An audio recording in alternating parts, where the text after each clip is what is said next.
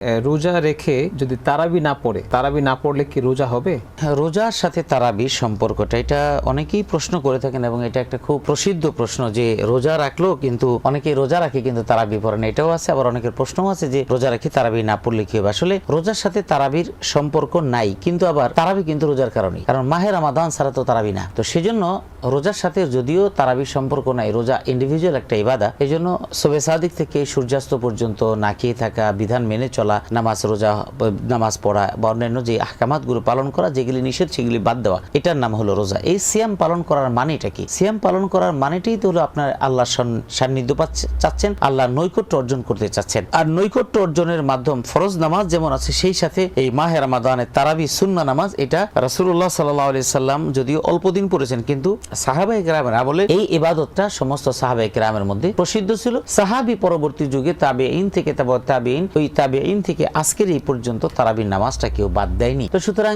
একজন মুমিন হিসেবে আপনার রোজাদারের একটা স্বাভাবিক দাবি হলো তিনি রোজার সাথে সংশ্লিষ্ট সমস্ত ইবাদতগুলো তিনি করবেন। এখন তারাবি না পড়লে রোজা হবে না, এটা ঠিক, কিন্তু রোজা হবে না মানে রোজা হবে না। আপনি রোজা রাখলেন, তারাবি পড়লেন না, তাহলে রোজাটা ত্রুটিযুক্ত। যেই রোজা আপনাকে তারাবি পড়তে উদ্বুদ্ধ করতে পারলো না, সেই রোজা তো আপনার পাওয়ারলেস রোজা হয়ে গেল। সেজন্য আমি বলবো রোজা পালন যারা করছেন তারাবি অবশ্যই তাদের পড়তে হবে, কম করে হলেও যদি অল্প হোক সেটা আপনি পড়েন, তারপর তারাবি বাদ দেওয়া যাবে না। এরপরে সর্বশেষ কথা হলো, যদি আপনি তারাবি একান্ত নাই পড়েন তাহলে রোজা হবে না, নষ্ট হয়ে যাবে, এটা আমি বলতে পারবো। তবে রোজাটা যেভাবে আল্লাহ চেয়েছেন সেভাবে আল্লাহর কাছে যাবে না, একটু ত্রুটিযুক্ত হয়ে গেল। এই জন্য আমরা তারাবি নামাজটা আমরা যথাযথভাবে আমরা আদায় করার চেষ্টা করবো ইনশাআল্লাহ।